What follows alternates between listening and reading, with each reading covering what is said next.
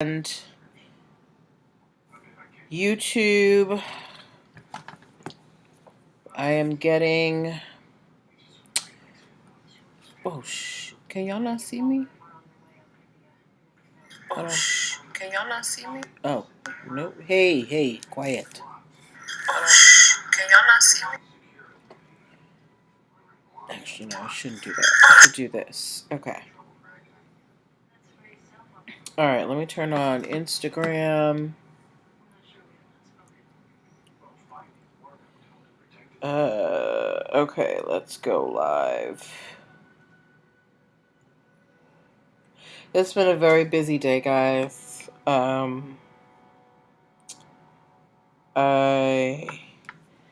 Aside from my day job, I'm also pet sitting this week.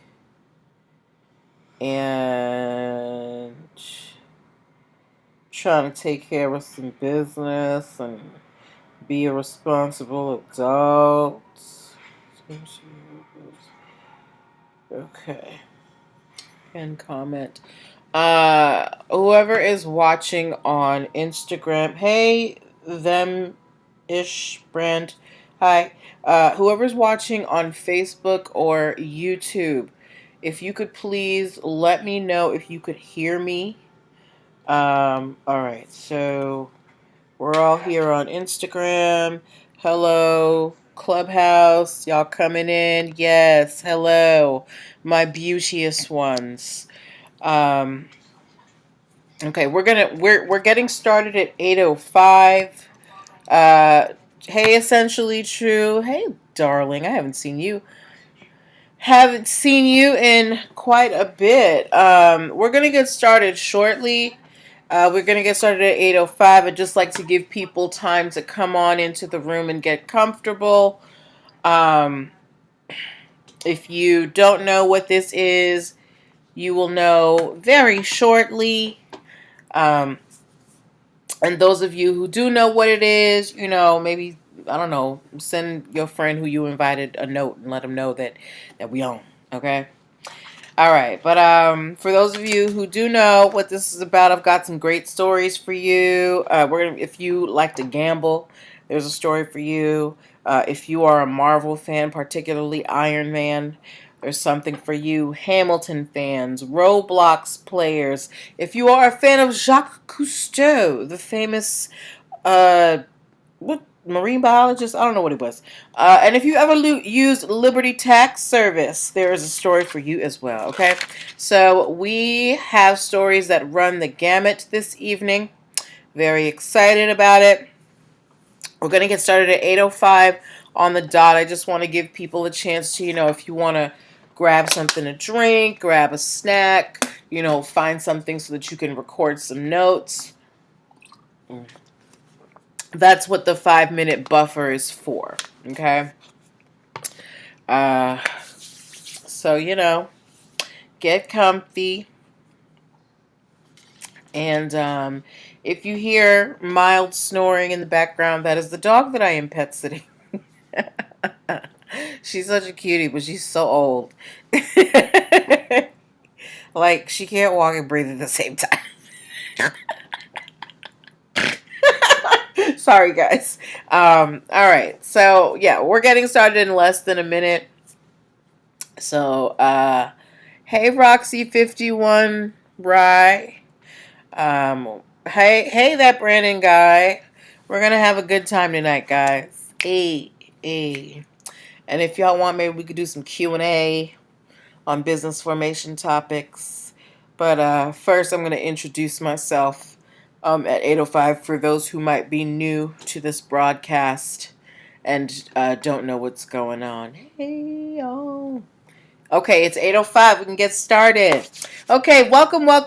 Happy Monday, everybody. Welcome to NPL Legal Dish. This is my Monday broadcast where I teach business and legal concepts using pop culture and celebrity news. If you are hearing this broadcast or watching this broadcast, and you're like, who's this lady on the internet and why is she talking? Why should I listen? I'm going to tell you who I am and why you should listen. I'm Natalie Pierre-Lewis. I'm the host of the show, and I'm the owner and operator of NPL Consulting LLC, a business formation firm. What that means is I help people like yourself get your business paperwork together. So things like making sure you have your articles of incorporation, getting your EIN numbers, your DUNS numbers, and your UEI numbers, making sure you have contracts for clients and partners, protecting your intellectual property through trademarks and copyrights, and also, helping you avoid discrimination lawsuits with hiring and training. Proper hiring and training policies. All right. I help you do this and much more. If you're wondering why I'm qualified to help you do this, I'm very happy that you asked. I'm a licensed attorney. I've been one for 16 years and counting.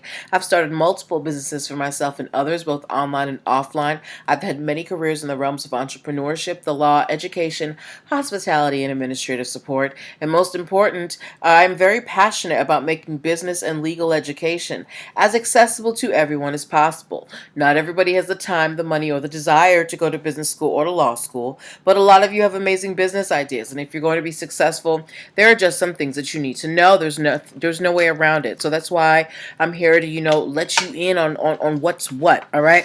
So if you're in the startup phase of your business and you're just kind of confused with the whole formation process, you're like, I don't know where to find the forms, I don't know which type of business I want to be. These are all this and much more I can help you with. Okay, I want you to connect with me. How are you going to do that? You're going to go to linktr.ee/NPL Consulting Firm. Okay, that is the only link in my bio on Instagram, on Clubhouse. It's on Facebook. It's on YouTube. It's in the descriptions. It's everywhere. Okay, linktr.ee/NPL Consulting Firm. There you can book yourself a free 15-minute consultation if you are a first-time client. Okay, you can also book a Talk to Me Tuesday where you can get 30 minutes for $35.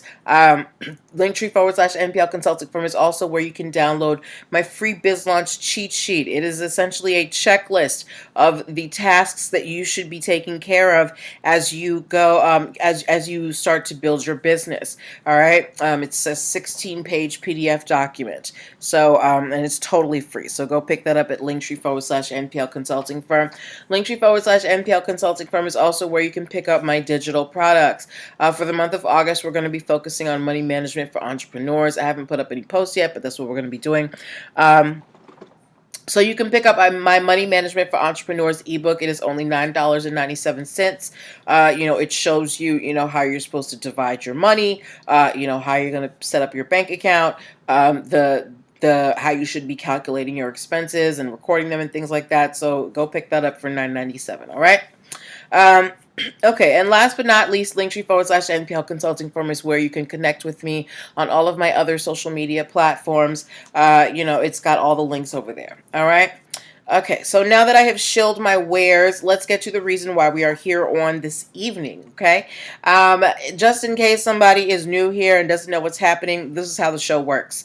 I pull stories from the news, stories from blog sites, stories that you guys send to me, and I take the ones that have lessons that we can learn as entrepreneurs, as business owners, and we talk about them here, okay? So this is a chance for you to ask your questions and give your comments as long as they're respectful.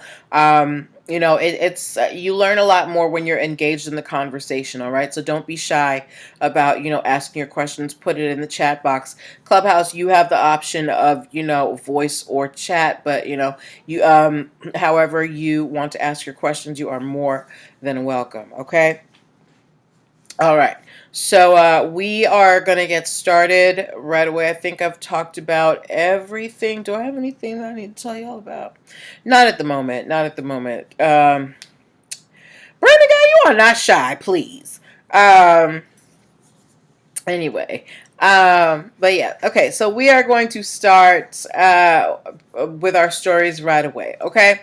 Do we have any people here who like to gamble, who like to go to the casino, or maybe play, I don't know, online gambling? If you are a gambler, give me, what's a gambling emoji? I don't know, dice?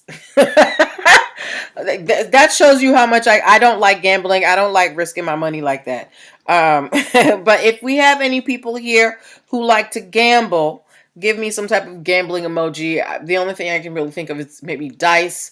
What else do people gamble on? Poker, roulette, uh, something. Oh, lottery tickets. That's gambling. You picking some numbers and hoping it's the right thing. Lottery tickets. No gamblers. None of y'all buy lottery tickets. None of y'all tried to get that $1 billion from the Mega Millions or whatever the other day. Okay, that's fine. Anyway, there are some people who, make legitimate career. Oh, thank you, that Brandon guy, who make legitimate careers out of gambling. They're just very skilled at whatever it is that they do, and they can make enough money to sustain a lifestyle. One of these people is a man by the name of Billy Walters. Billy Walters is a professional gambler. He's also an ex-con and a philanthropist, right? And Billy, he's been a gambler all his life. At one time, they said he was worth like, I don't know, $20 million or something like that, right? But he also got arrested for insider trading. Anyway, Billy's in his 60s. He's like, he's seeing he's reached the mountaintop and he's going down the other side. So he's like, I think I'm gonna bow out the active gambling game, but I'm gonna help people out. So apparently Billy Walters developed a system, a handicapping system for sports that helped him to, make successful wagers and make a lot of money in betting. So, and he's launching an app to help people improve their betting and be able to, read the statistical analysis. So Billy Walters has handicapped the Billy Walters Sports Handicapping System. That is the entire trademark. And there's going to be an app coming out, to teach you how to, I guess, better assess whether a wager is good or not. Okay, so if you are a person who likes to gamble, or there's someone in your life who likes to gamble leisurely, not if they look, if somebody got a gambling problem, there's a whole hotline for you. Okay, but if you're a leisurely gambler and you can control yourself, maybe you want to check into the Billy Walters Sports Handicapping System, right? And the reason why I picked this story is because you never know, like, we think of trademarks for like, big companies like PG&E, but like whatever you can create that has your stamp deserves to be protected, right? Billy Walters developed a system of a sports handicapping system, and he's turned it into something that he can monetize and, claim proprietary ownership over, and he is securing that with a trademark. So if a man who, uh, I don't think he's ever had, a regular job in his life. He's been living as a gambler his whole life. He did not gamble with his intellectual property. He said, this right here, this is mine, and I'm going to put my name on it. So good luck to Billy Walters, okay? All right. What is happening next door? Hi, I'm Ryan Huff. Okay, moving on to our next story. Anybody here shop at Zara? If you have ever shopped at Zara, if you've heard of Zara, if you've walked by a Zara, give me a Z in the comments, okay? Zara, Z-A-R-A. If you have heard of the... I guess it's a fast fashion chain, a Zara, but it's like more high-end fast fashion. Like, you get the knockoffs of the designer stuff, but they're like good quality knockoffs. Nobody here shopped at Zara or knows what Zara is. Anyway, so if you didn't know, now you know. Zara is like a higher end H&M or Fashion Nova, but better quality, right? And they've got a good reputation out there in the fashion world, right? It's a better version of TJ Maxx. No, not I wouldn't say that. They don't have like household goods. It's just like cheaper versions of designer clothes, right? Okay. Anyway, so Zara's been on the scene for a minute, giving you heavily discounted versions of your favorite designer items. But even though they are essentially making their living off of knockoffs of higher end brands, Zara has their own brand that, they seek to protect, right? As they should. So there is a store located in, I believe this is England, a place called Darlington, and it is a small boutique called the House of Zana, Zana. Okay, and Zana, if you didn't know, in Albanian is the word for fairy. So essentially, the store is called House of Fairies.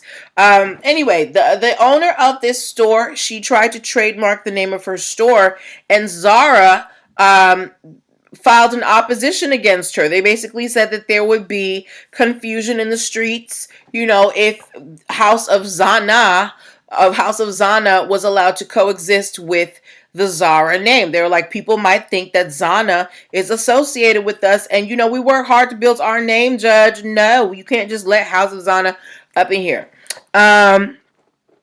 Do you think that the judge, actually no, before we even say what the judge said, for you guys, you are, savvy shoppers, brands and things like that. Would you have a problem distinguishing Zara from House of Zana?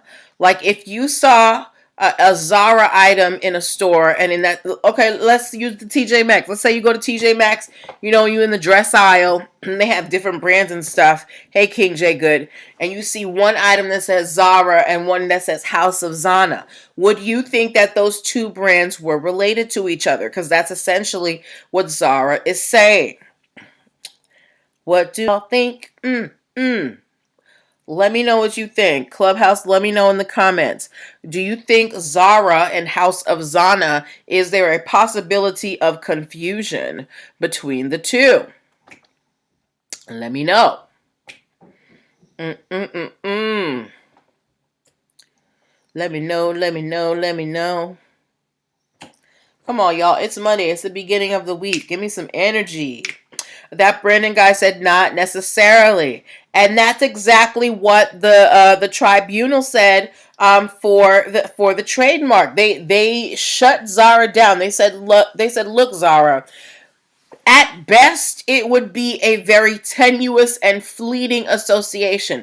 Someone might say, oh, that kind of sound like Zara, but they're not going to think that it's really Zara, especially if they go in and they look at the type of clothes that are being sold. So Zara did not win this trademark infringement suit.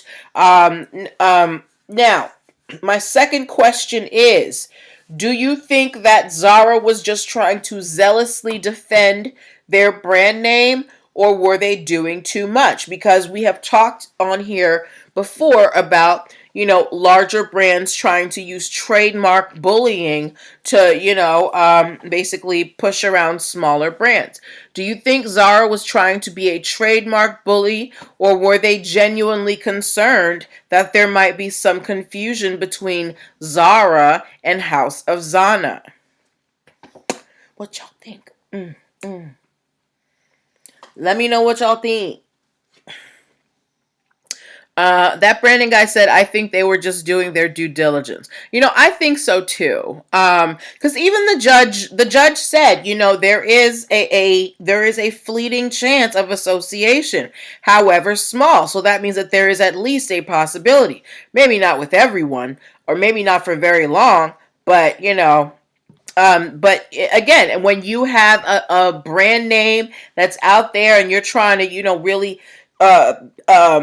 cement your space in your industry, you need to zealously defend your brand. Okay. All right. Any questions on that before we move on to the next story? Y'all all right? Y'all okay out there? Y'all give me some thumbs up. Let me know you're okay. I'm a little worried. I'm only hearing from like King J Good and that Brandon guy. I need to make sure that everybody else is okay out here. Y'all all right? Y'all got some water? Did you eat dinner? Are you feeling good? Did you get some exercise in today? Give me some thumbs up. Unless you're driving. If you're driving, keep your hands where they're supposed to be. Anyway, thank you, that Brandon guy. Moving on to our next story. Any Marvel fans in the house? Especially the Avengers saga. If you are a fan of the Avengers saga, or even if you're an Iron Man fan, give me the superhero emoji. If you, yes, yeah, Brent. Listen, now I'm still not really leaving my house, but I'm waiting for Love and Thunder to come to Disney Plus. Okay. Um. Anyway, if you thank you for the French and the Spanish.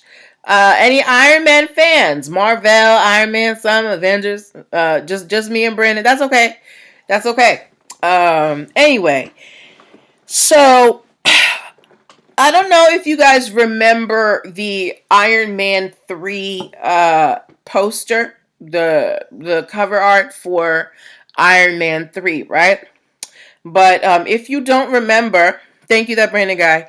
If you don't remember, it's basically Iron Man, aka Tony Stark, crouched on one knee with a hand on the ground and holding an arm up like this. So it's kind of like, that standard superhero pose when they jump down from somewhere real high and then they land like, and it's just totally unrealistic. So essentially, Tony is in that pose, right? Well, another comic company called Radix. They tried to sue Iron Man 3, the people who produced Iron Man 3. They tried to sue them for copyright infringement because they said that the pose that Iron Man in Iron Man 3's poster was a ripoff of their Radix poster, Radix. Okay, so they have their own character. Who there is a poster of that character crouched down on one knee, one hand on the ground, one hand in the air. So Radix basically said Iron Man 3 ripped off our poster. Judge, give us some money. What do you think the judge said? What do you think the judge said? What do you guys think the judge said?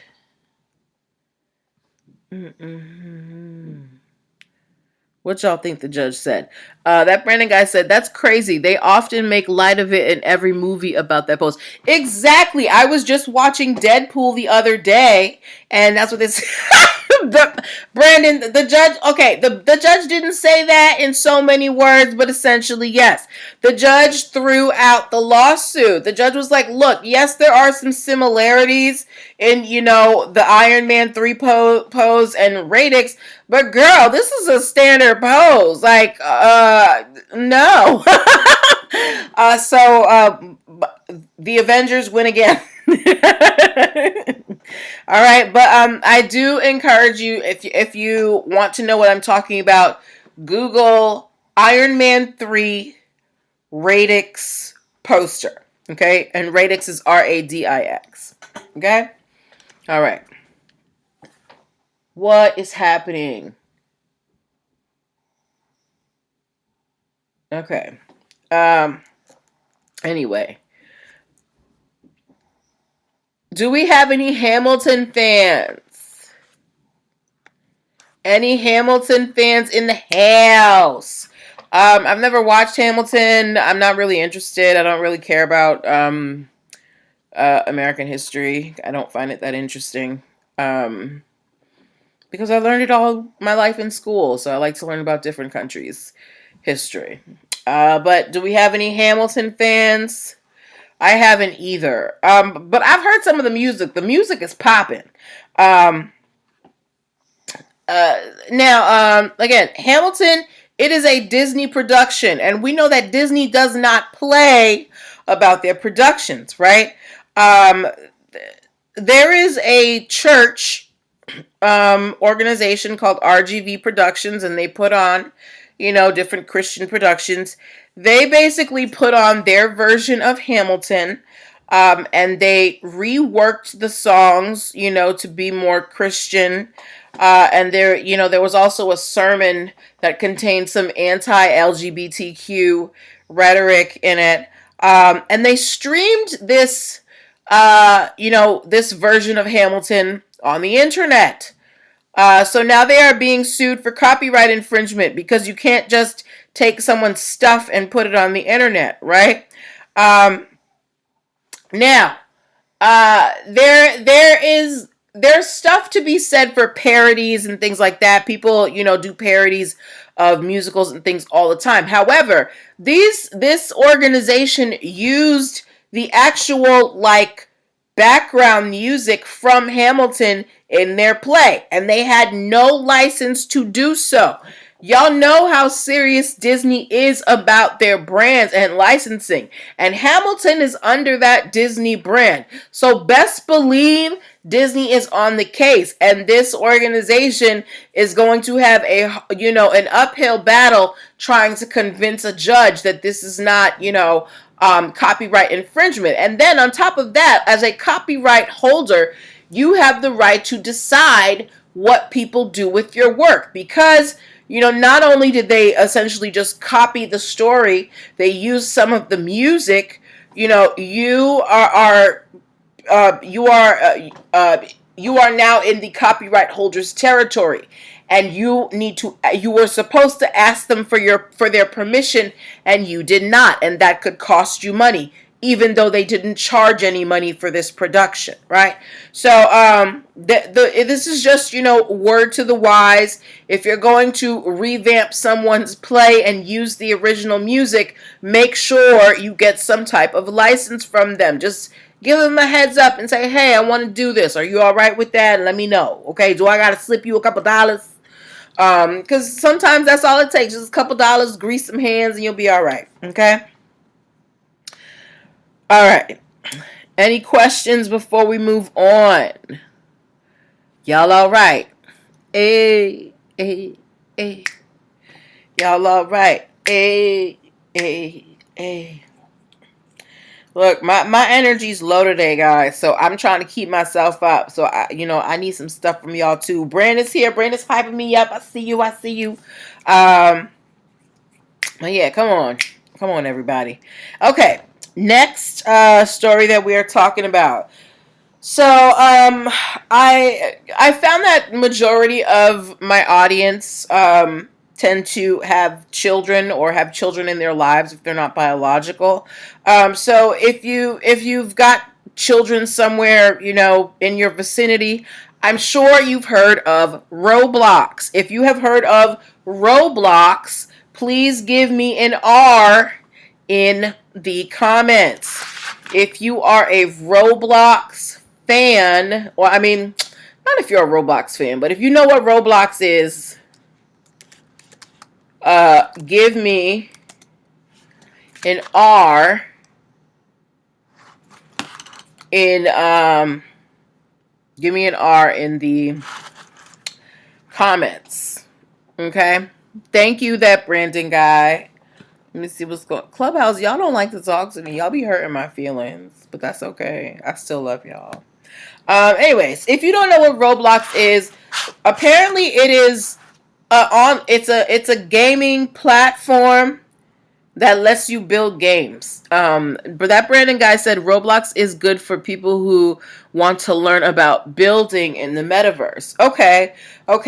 So that's what it's good for. And I looked it up real quick, and they said you can basically create games in there, right? And Roblox has built up, a pretty good reputation. So one of my best friends, she has two sons that are, in tweens to early teens. And they're constantly, wanting money for Roblox and things like that. They're really into the gaming world. And they make a lot of money. They like getting the Robux and whatever, right? And Robux has, I guess they have characters or whatever in their programs. Look, y'all know I don't play video games. I can't. I don't even know how to get onto Roblox. But apparently they have characters and stuff that are standard in the Roblox universe, right? Well, while Roblox has been, making a name for themselves in the metaverse or in the virtual world, somebody is trying to make some money off of them in the real world. There is a company called Wowie Group Limited, and Wowie Group Limited has been making physical toys or physical versions of characters that you can find in Roblox, or at least that's what Roblox is saying. Okay, now I saw a couple of the characters that Roblox is saying WoW has copied, and while I can see a vague resemblance, I honestly think it's very tenuous and not super definitive. But I would encourage you guys to go check out the difference between the Roblox characters and WowWee, that's WOWWEE Group Limited. Check out their toys and see if they correspond with the Roblox toys. I'm not going to say that there's absolutely no, similarity at all, but I would say that the similarity is, vague at best. Okay? So if you've got, Roblox lovers in your life, go share that funny tidbit with them. Okay? All right. Before we move on to our last two stories, I want to remind you guys that you are watching NPL Legal Dish. This is my Monday broadcast where I teach business and legal concepts using pop culture and celebrity news. If you are in the startup phase of your business, or even if you've been in business for a little while or a long while, and you need to get your paperwork in order, that means get your articles of incorporation, make sure you have your contracts, get your DUNS numbers, make sure you have a business bank account. These are all things that I want to help you with, okay? I'm an attorney with over 16 years of experience. Come holla at your girl. I want to get you right so you can do things like partner with large brands and get your products into big box stores, okay? Go to linktr.ee/NPL Consulting Firm and book yourself a free 15-minute consultation today, okay? All right. Moving on to our last two stories of the evening. Does anybody know who Jacques Cousteau is? If you know who Jacques Cousteau is, give me some type of water emoji. Jacques Cousteau. If you know who Jacques Cousteau is, give me some type of water emoji.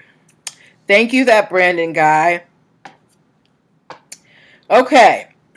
That Brandon guy's the only one who knows who Jacques Cousteau is? Okay. All right. That's cool. If you didn't know, Jacques Cousteau, he is a very famous underwater or under the sea explorer. He had a series on television, and he really made the ocean, kind of hip, right? And Jacques Cousteau, he died a long time ago.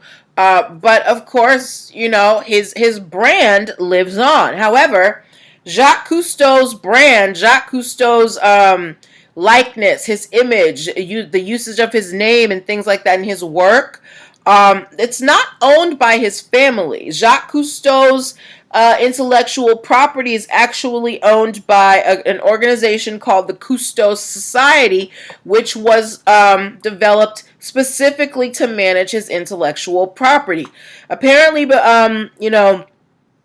Jacques Cousteau, prior to his passing, he was not close with his family, particularly his son and whoever was developed from there.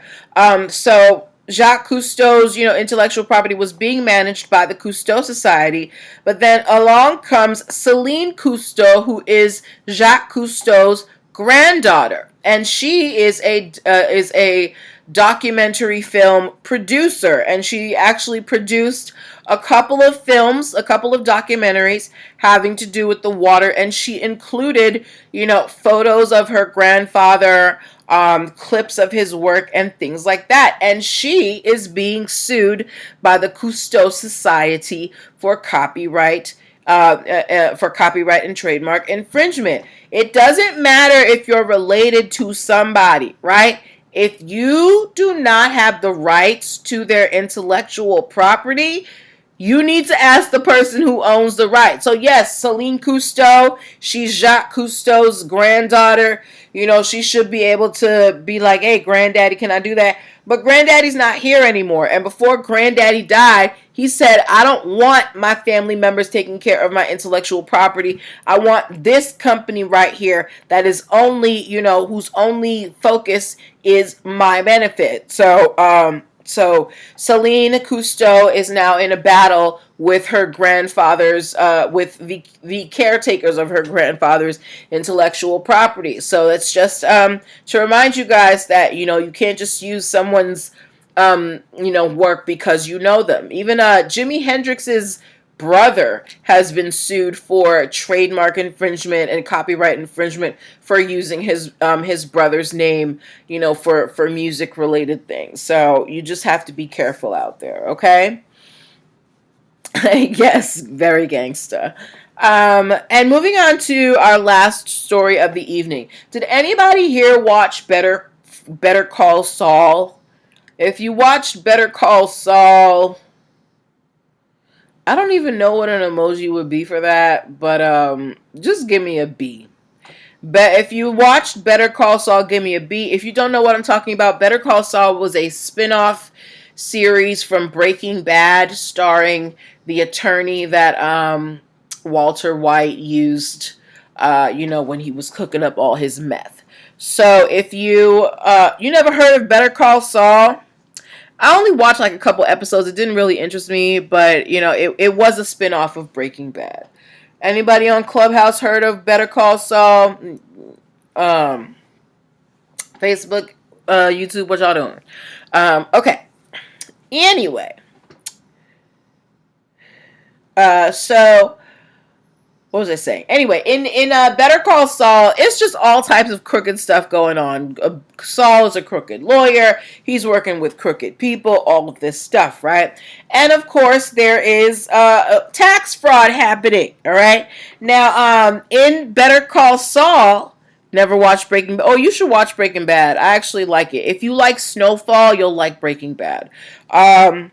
In Better Call Saul, you know, there's a section of tax fraud that's going on, and they are the name of the tax organization is called Sweet Liberty Tax Services. Sweet Liberty Tax Services. Does that sound familiar to anybody? Does the name Sweet Liberty Tax Services sound familiar to anyone? All right, let me know in the comments. Does Sweet Liberty Tax Services sound familiar to anyone? If it does, it's probably because you've seen, you know, the what do you call them? Not billboards, but the signs and the banners and stuff for Liberty Tax Service around tax time. You know, that's when everybody, all these pop-up tax services, you know, just come up out of nowhere. I'm like, hold up, I thought this was,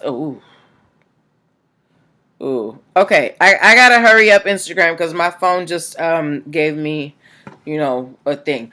Yeah, so when you around tax time, you see all these places that pop up saying, "We'll do your taxes." There is a well-known tax prep chain called Liberty Tax Services. Now, I don't see them all the time. I only really see them around tax time. But anyway, Liberty Tax Service, when they saw that Better Call Saul was using Sweet Liberty Tax Services in their show, they were very offended, and especially that, you know, this was a fraudulent tax agency. So they are suing AMC, the network that was airing Better Call Saul. They are suing them for trademark infringement and dilution of their brand. Okay, Liberty Tax Services said, you're not gonna treat us like this on the TV. Better Call Saul. Okay, we are a reputable tax company, and you're out here trying to, you know, make insinuations that we are a fraudulent organization. So do you think that Liberty Tax Services is doing too much, or are they just trying to zealously defend their brand? Is there a possibility of association between Liberty Tax Services and Sweet Liberty, Liberty Tax Service and Sweet Liberty Tax Services? Right? Liberty Tax Services saying that, this could, tarnish our image. What do you guys think? Let me know what you think. That Brandon guy said gotta protect it. Okay, so you think they're just trying to, let people know this ain't got nothing to do with us, right? I think so too. I mean, yes, you added the Sweet whatever, but Sweet Liberty Tax Services and Liberty Tax Service, there's very little, change between that. So I can understand why Liberty Tax Service might be a little bit, might stiffen their back at that and be like, hold up, what you not gonna do, right? So we're gonna have to wait and see what happens between Liberty Tax Service and AMC and see, how they're gonna resolve this. Okay. That Brandon guy said, but they could leverage it if they're creative. Could they? I don't know. I think the fact that they're already like a discount tax service, they're not spending all that much money in marketing. Because I've never seen a commercial. I just see the signs come up. All right. Okay. So, yeah. So those were the stories that I had for you this evening. I hope you enjoyed the lessons, on intellectual property. I have been a little lackadaisical in posting this month's content on money management for entrepreneurs. But if if you want all of it in one piece, make sure you go to linktr.ee/nplconsultingfirm and pick up Money Management for Entrepreneurs for only $9.97. Okay, so this is where I'm going to leave you for tonight. Take care of yourselves, and I will see you next week. Bye. Oh yeah. Oh yeah. Bum, bum. How do I close this? Close.